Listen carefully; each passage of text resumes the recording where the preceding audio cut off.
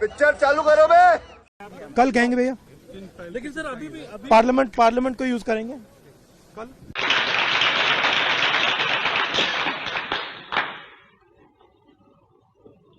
मैं माफ कीजिएगा, मुझे बोलना नहीं आता। अलीगढ़ में एक शख्स ऐसा है जिसे देखकर लोग एक पल के लिए रुक जाते हैं, क्योंकि इनका चेहरा सपा के राष्ट्रीय अध्यक्ष अखिलेश यादव से काफी मिलता है। सलाउद्दीन बताते हैं, लोग मुझे देखकर कहते हैं अखिलेश भैया आ गए और फिर सेल्फी लेने लगते हैं। मुझे बहुत गर्व महसूस होता है कि मेरा चेहरा एक इतने बड़े नेता से मिलता है। ये मेरे लिए सम्मान की बात है। मेरा नाम सलाउद्दीन है। मैं जनाब आदरणीय राष्ट्रीय अध्यक्ष अखिलेश जी से मेरा चेहरा मिलता है और लोग कहते हैं कि आप तो बिल्कुल अखिलेश जी जैसे दिखते हो। भाई मैं तो ये अल्लाह का शुक्र अदा करना चाहता हूँ कि अल्लाह ने इतने बड़े आदमी से मेरा चेहरा मिलाया है और लोग मेरे साथ सेल्फियां लेते हैं। लोग कहते हैं कि अखिलेश भैया आ गए, हम वहां तो पहुंच नहीं पाते, भैया के साथ ही फोटो खिंचवा लें। तो बड़ा गर्व महसूस होता है मुझे कि एक इतने बड़े आदमी के चेहरे से ऊपर वाले ने मेरा चेहरा मिला दिया। ये तो काफी टाइम से मेरे दोस्त, मेरे परिवार के लोग और मोहल्ले के लोग ये बात कहते थे कि तुम्हारा चेहरा अखिलेश जी से मिलता है। एक दफा राष्ट्रीय प्रवक्ता राजकुमार भाटी जी के यहाँ पे मेरा जाना हुआ। उन्होंने मुझे देखा, वो भी एकदम चौंक गए कि आप तो अध्यक्ष जी से आपका चेहरा मिलता है। तो उन्होंने मेरी वीडियो बनाई और वीडियो उनके कैमरे से उन्होंने डाल दी और वो वायरल हो गई। जय श्री राम। दोस्तों, अगर आपके खून में भी राम भक्ति दौड़ती है तो नीचे कमेंट में जोर से लिखो जय श्री राम। देखता हूं कितने भाई अभी भी धर्म और देशभक्ति के नशे में चूर हैं। अब देखो भाई, चैनल का नाम तो सस्ते नशे है, लेकिन यहाँ नशा सिर्फ 2 चीजों का मिलता है, ज्ञान का और मनोरंजन का। तो आ जाओ इस मस्त सफर में, जहां दिमाग खुलेगा, हंसी रुकेगी नहीं। और हाँ, जिसने वीडियो लाइक और चैनल सब्सक्राइब नहीं किया, वो अगली बार महंगे नशे की दुनिया में भटकता नजर आएगा। चलो वीडियो शुरू करते हैं। जय Shri Ram. Speaker, sir, examine it and we'll get back to you. Chairman, Hey, I've seen this one. I've seen this. Madam. Wait, sorry. Chairman, sir.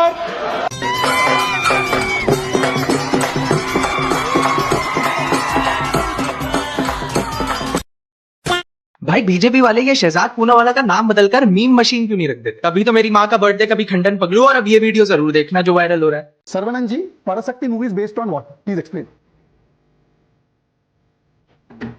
Parasakti movie is based on our language war. The language war. Who was in power? Against Hindi imposition. Who was in power? Right. Who was in power? Congress. And who are you in alliance with? Congress. What is this? What is what? Can I explain you the answer? Or someone from the BJP is saying this? Sir. You would have to be.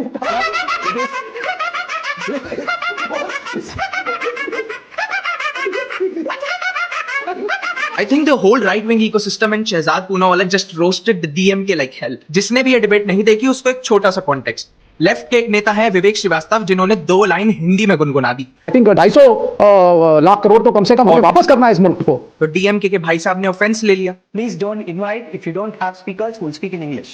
It is very rude. अब शहजाद पूनावाला के trap में ये आदमी ऐसा फंसा कि आज ये नेशनल मीम बन चुका है। मतलब अगर बीजेपी इस आदमी को हर टीवी डिबेट में भेजने लग जाए ना, तो पूरा जेनजी इकोसिस्टम इंस्टाग्राम छोड़कर 9 बजे टीवी पकड़कर बैठ जाए। यूनाइटेड नेशन ने 726 लोगों को आतंकवादी घोषित किया है, जिसमें से 702 मुस्लिम्स हैं, 13 क्रिश्चियन हैं और 11 कोरियन हैं। लेकिन कांग्रेस और चमचों के अकॉर्डिंग आतंकवादी तो आरएसएस और बीजेपी वाले होते हैं, चमचे नहीं मानेंगे।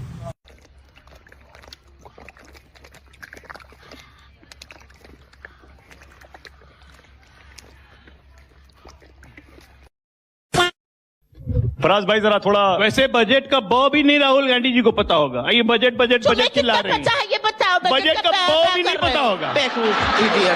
ये जो मुंह मिचिया के वो खैनी खा के मत बोलो, बजट का तुम्हें कितना पता है सब समझ रहे हैं। नहीं आप लोग, नेहरू जी कुछ करने नहीं देते हैं, नेहरू जी ने ये।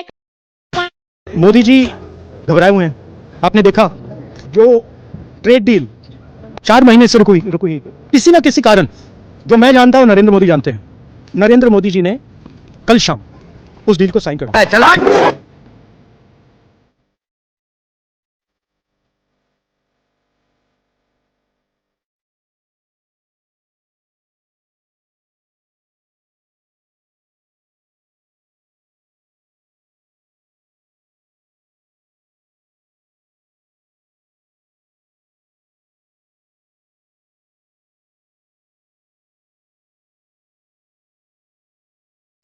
पाकिस्तान ने टी20 वर्ल्ड कप के 5 दिन पहले अनाउंस कर दिया कि वो भारत के साथ 15 फरवरी को मैच नहीं खेलेगा। क्या होगा बेटा, इंडिया वर्सेस न्यूजीलैंड की टी20 सीरीज देख ली क्या?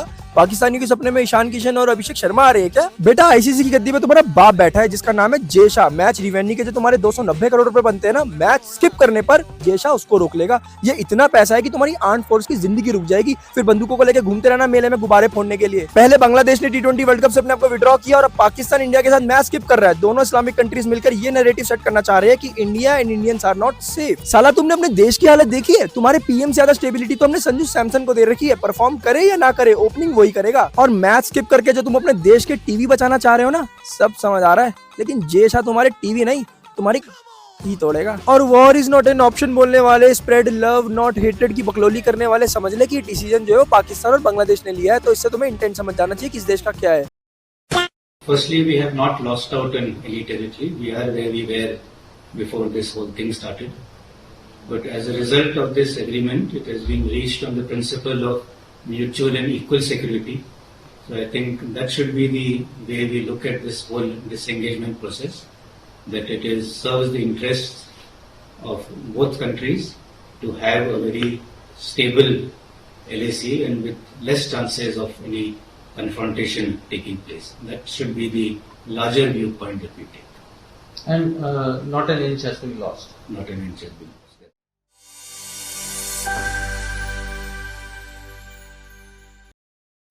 Reality no formality, code blood मेरी हुड मेंटालिटी। जंगी मैदान में पहलवान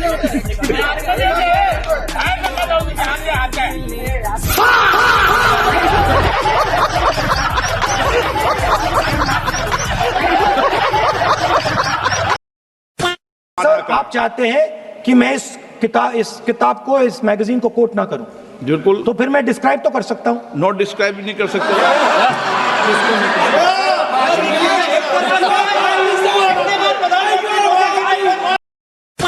एप्स्टीन फाइल्स में मोदी जी का नाम आया और मोदी जी जो है वो इजराइल जाके अमेरिकन प्रेसिडेंट ट्रंप के सामने नाचे और उनका काम हो गया। ये बात जब सामने आई उसके जस्ट बाद एक वीडियो सामने आ गई जो वायरल कर दी गई, जिसमें मोदी जी जो है वो एक बिजनेसमैन और उनकी वाइफ से मिल रहे हैं। इसमें है कुछ नहीं, लेकिन लगेगा ऐसा कि पता नहीं क्या ही कोई एमएमएस टाइप का लीक हो गया। इतने नीचे लेवल पे हमारे देश की राजनीति पहुंच गई है। पहली चीज तो यह है कि एप्स्टीन फाइल्स में ना 30 लाख पेजेस की रिपोर्ट है। उसमें दो तरह की चीजें हैं। पहली वो जो सबूत है, गवाह हैं, या कुछ फ्लाइट टिकट्स हैं, ट्रेन टिकट्स हैं, या होटल की बुकिंग्स हैं किसी के नाम पे प्रॉपर। ये वो चीजें हैं जो सीरियस हैं, जो कोर्ट में रखी जा सकती हैं, जिन पे लीगल प्रोसीडिंग्स चल रही हैं। दूसरी चीज है ईमेल्स, मैसेजेस, वो भी एक बंदे के दूसरे से। मान लो कि मैं मैसेज कर रहा हूँ किसी बड़े आदमी को, देखो भाई कि मेरी शाहरुख खान के साथ डीलिंग हो गई है 10 करोड़ रुपए की और अब हमारा बिजनेस बहुत तगड़ा चल रहा है। 10 साल बाद कोई मेरे मैसेजेस वगैरह पकड़ ले और बोले कि देखो इसकी शाहरुख खान के साथ डीलिंग हुई थी, इसका मतलब शाहरुख खान मिला हुआ, जबकि शाहरुख खान को पता ही नहीं चल रहा कि क्या हो रहा है। भाई लिटरली नरेंद्र मोदी का जो नाम आया है ना, उसमें उसका यही सीन है। कोई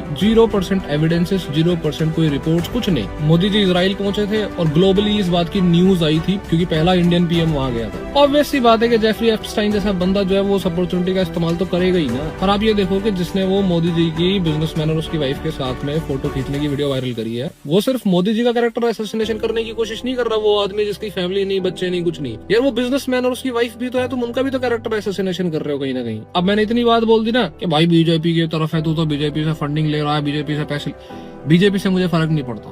अगर मैं लिटरली ये पैसे लेके वीडियो बना रहा होता ना तो मैं ये बोल नहीं पाता मत दो बीजेपी को वोट, और बोल दिया। बताओ मालिक को थोड़ा सा गलती हो गई। क्या हो गया? हाँ वो क्या है कि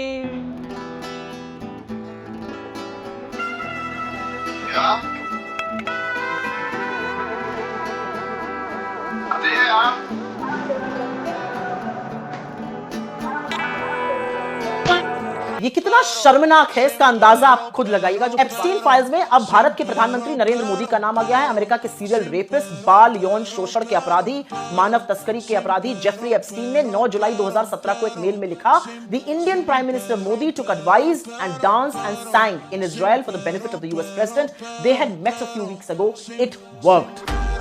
विंध्य हिमाचल यमुना गंगा उच्चल जलधि तरंगा।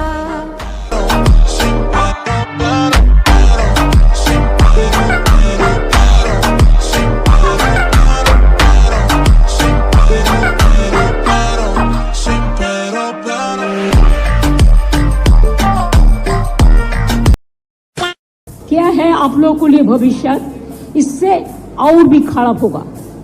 जितना भी सीट आपको मिलना चाहिए था इससे तो अब जीरो में आ जाएगा। I am sorry mister Amit Shah and mister prime minister, please control your home minister.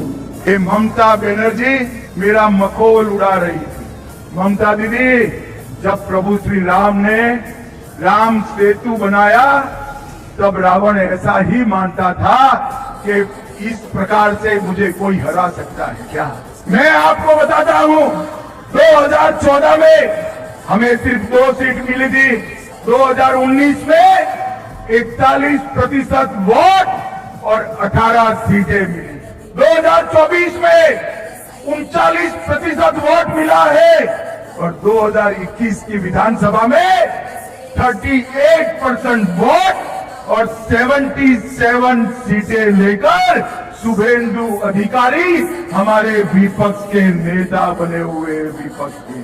ममता दीदी, अब हमें तो 38% से 45% का जंप लगाना है। आप एक बार देखना, भारतीय जनता पार्टी का वोट शेयर 50% से ज्यादा होने वाला है।